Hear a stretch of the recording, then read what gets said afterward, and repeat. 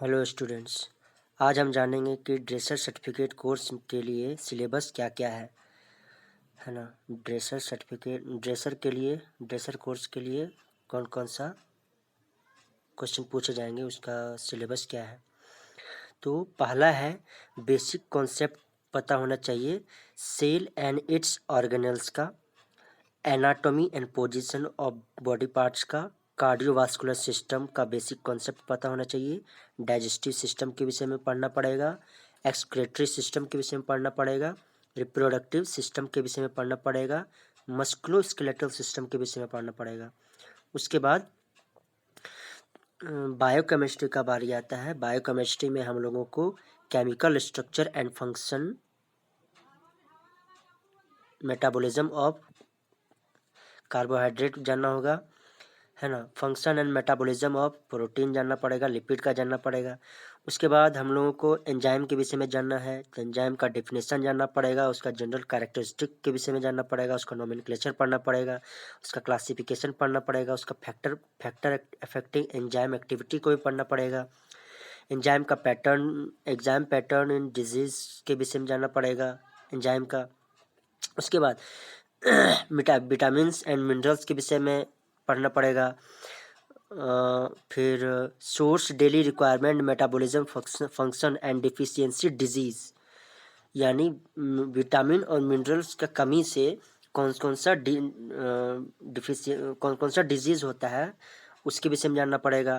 Fat soluble vitamin के विषय में जानना पड़ेगा। उसके अंदर आता है विटामिन ए, डी, ई, के, है ना।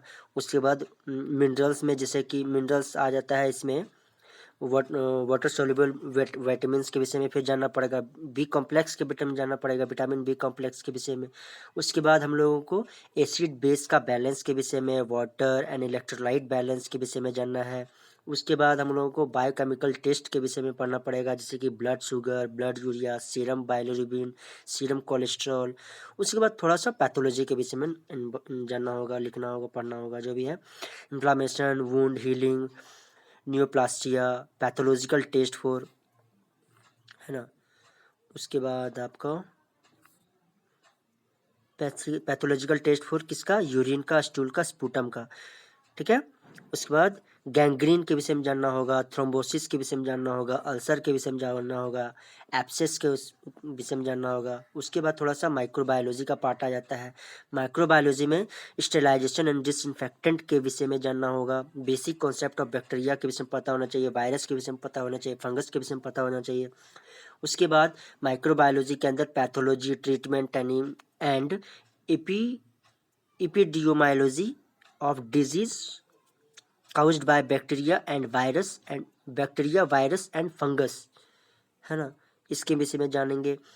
फिर collection and labelling of specimen के विषय में पढ़ना होगा। फार्माकोलॉजी का एक नया टॉपिक आया है, उसमें एक सिलेबस फार्माकोलॉजी का है। तो फार्माकोलॉजी में आपको जनरल प्रिंसिपल ऑफ फार्माकोलॉजी पढ़ना है, डोजेज पढ़ना है, फॉर्म्स पढ़ना है, प्रिस्क्रिप्शन राइटिंग पढ़ना है। उसके बाद nature of drug and it's administration को पढ़ना पड़ेगा, ड्रग का क्या नेचर होता है, उसको कैसे लिया जाता है। उसके बाद कॉमन ड्रग यूज्ड के विषय में जानना पड़ेगा, indication, contraindication and adverse effect of analgesics, antibiotics, antifungal, antiviral, anti tubercular drug used in acute emergency. Analgesic के विषय में कहते हैं, एनाल्जेसिक उसको बोलते हैं जिसमें कि जब पेशेंट को दर्द होने लगता है तो उसमें एनाल्जेसिक ड्रग दिया जाता है ना। और जब पेशेंट ये किसी तरह का घाव घोष वगैरह हो जाता है ना, या फिर बीमार पड़ता है तो उसमें एंटीबायोटिक, उसी टाइप का एंटीबायोटिक देते हैं। बहुत तरह का घाव वगैरह जो होता है, जो कि फंगल से होता है, जिसके कारण हम लोग एंटी फंगल देते हैं।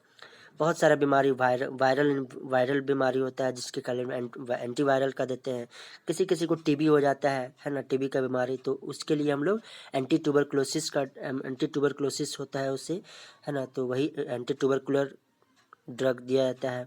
उसके बाद कभी कभी क्या होता है, कोई पेशेंट इमरजेंसी में आ जाता है, तो कौन सा ड्रग इमरजेंसी केस में कौन सा ड्रग दिया जाता है उसके विषय में हम लोग को जानना पड़ेगा। पार्ट बी में जो 25 मार्क्स का जो क्वेश्चन है, उसमें हम लोगों को recording of temperature, pulse, respiration and blood pressure के विषय में हम लोग को जानना पड़ेगा। टेम्परेचर क्या है, पल्स रेट क्या है, रेस्पिरेशन क्या है, ब्लड प्रेशर क्या है। इंजेक्शन के विषय में जानना पड़ेगा कि कौन सा रूट में इंजेक्शन देना है ना, आईएम देना है कि आईवी देना है। आईएम बोलते हैं उसको इंट्रामस्कुलर, जो कि डायरेक्ट मांस में दिया जाता है, और आईवी बोलते हैं उसको इंट्रावेनस बोलते हैं, जो कि नस में दिया जाता है। उसके बाद आईवी कैनुलाइजेशन है ना, कैनुला पड़ता है तो कौन सा कैनुला पड़ता है, कितने नंबर का कैनुला पड़ता है, उसके विषय में जानना पड़ेगा। फ्लूइड एंड ब्लड ट्रांसफ्यूजन है ना, बहुत तरह का पेशेंट के अनुसार, उसका बीमारी के अनुसार उसको फ्लूइड चढ़ाया जाता है ना। उसके बाद फिर ब्लड का भी ट्रांसफ्यूजन होता है। उसके बाद वुंड क्लियरिंग एंड बैंडेज,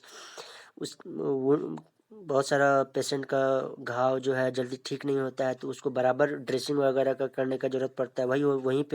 वहीं से स्टार्ट होता है वुंड क्लियरिंग एंड बैंडेजिंग। उसके बाद first aid and emergency care, administration of enema, basic knowledge of management of haemorrhage, burn, electric shock, इस सब के बेसिक नॉलेज होना चाहिए। तो इसके विषय में पढ़ना पड़ेगा। Electric shock, convulsion, drowning, snake bite, scorpion bite, bee bite, dog bite, abdominal pain, colic, constipation, mouth ulcer, toothache, sunstroke, epilepsy, fever, common cold, headache, cough, asthma. उसके बाद आपका कंजक्टिवाइटिस, नाइट ब्लाइंडनेस है ना। उसके बाद फिर लास्ट का जो 100 मार्क्स का प्रैक्टिकल एग्जाम होता है उसमें हम लोगों को आइडेंटिफाई करना है, identification and use of common surgical instrument.